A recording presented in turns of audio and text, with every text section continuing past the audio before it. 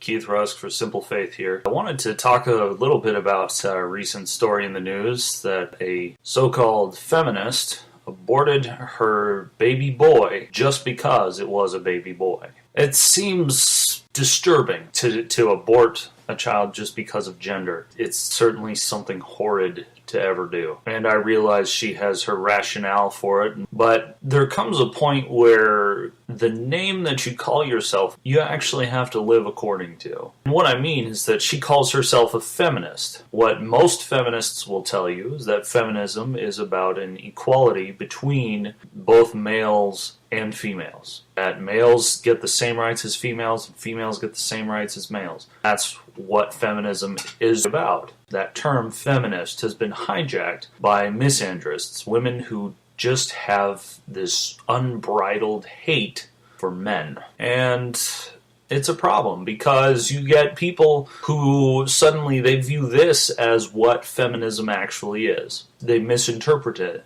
and say, well, no, I'll never call myself a feminist because feminists are all about pushing a woman-only world, a woman-only agenda, killing off the men, all these kinds of things. And I've read articles from supposed feminists who have said all of these sorts of things, that this is what they support and they support it under feminism. It comes down to an issue of doing what it is that the name you call yourself says you do. If you call yourself a feminist, and feminism is about the equality of the sexes, then acting against the equality of the sexes is not acting according to what you say you are. Same is true of religious things. It's not just political philosophies, it's religion as well. And it's faith. I call myself a Christian, and if I am not acting according to the way Christ would act in taking on the name of Christ in Christian, one who follows after Christ, one who is like Christ, then I'm missing the point and I'm not doing my religion right. If I were a Hindu and I were not living according to the beliefs that I had, or if I were a Buddhist and I were not living according to those beliefs, I am bringing a bad name on all others of my religion. Whether or not they are worthy of having that bad name put on them, they may be some of the people who live up to the name, but without having a proper act going along with who it is that we say we are, it will lead to misinterpretation, it will lead to mistrust. That sort of thing has led to some of